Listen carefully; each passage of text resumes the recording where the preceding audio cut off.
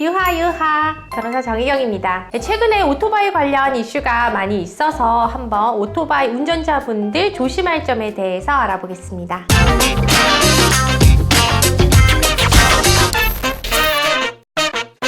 요즘 배달 전문 업종들이 굉장히 성업 중이죠. 그런 만큼 도로에 오토바이 운전자들이 굉장히 많이 다니는 것 같아요. 그러면서 소음에 대해서 이제 신고를 하는 민원도 많이 늘어나고 있다고 합니다. 그래서 순천시에서는 지난달부터 오토바이 소음에 대한 특별 단속에 들어갔다고 해요. 자동차의 소음 기준은 일반적으로 소음진동관리법 시행규칙에 정해져 있는데요. 소음 기준 초과로 단속되실 경우에는 300만 원 이하의 과태료 있고요. 그리고 개선 명령이나 사용 중지 명령 같은 행정 처분도 가능합니다. 그리고 경음기 떼라 이런 식의 개선 명령이 나갔는데 이것을 지키지 않는 경우에는 형사처벌도 가능합니다. 6개월 이하의 징역 또는 500만 원 이하의 벌금이 있어요. 네, 오토바이를 사랑하시는 분들도 많고 또 오토바이에 대해서 불만이 있으신 분들도 많은데요. 자동차와 오토바이 간에 사고가 날 경우에 아무래도 오토바이는 그냥 사람이 노출되어 있어서 더 많이 다치는 경우가 많고 또 약자로 인정되어야 될 부분도 분명히 있습니다. 하지만 판례 중에서는 오토바이 운전자들의 운전 습관에 대해서 경고를 하는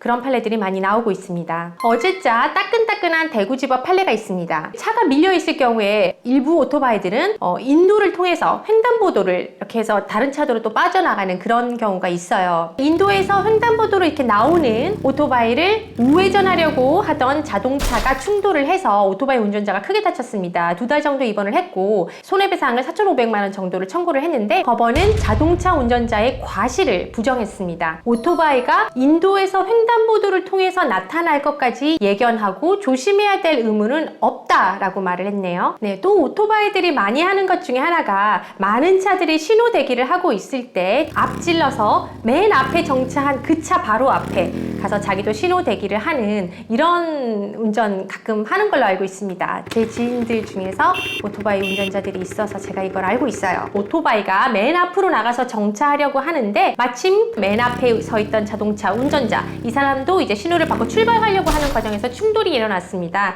이런 경우에 자동차 운전자 입장에서는 뒤에서 오던 오토바이가 내 앞으로 와서 다시 정차하려고 할 것까지 예측할 필요는 없다라고 판례가 얘기했어요. 또 오토바이들이 많이 하는 것 중에 차가 밀려 있을 때 자동차 사이사이로 또는 자동차와 갓길 사이로 이렇게 요리조리 빠져나가는 것 많이 하는 것 같습니다. 그러다가 자동차와 충돌이 일어났을 때 우리 판례는 자동차 운전자 입장에서 이 자동차와 갓길 사이의 공간으로 오토바이가 지나갈 수 있도록 피해주거나 그것을 예견하고 조심해야 될 의무가 없다라고 얘기를 했어요. 물론 자동차가 좀 양보를 해주고 눈인사로 서로 양해를 구하고 이렇게 할 수 있다면 좋겠지만 그게 의무는 아니라고 얘기한 거죠. 네, 또 판례 중에는 4차선 도로에서 1차선을 주행하고 있던 자동차가 4차선에서부터 1차선까지 한 번에 가로질러서 차선 변경을 해서 들어오는 오토바이 예견하고 조심할 의무 없다고 했습니다. 네, 또 다른 얘기 하나 해드릴게요. 오토바이 운전자들 입장에서는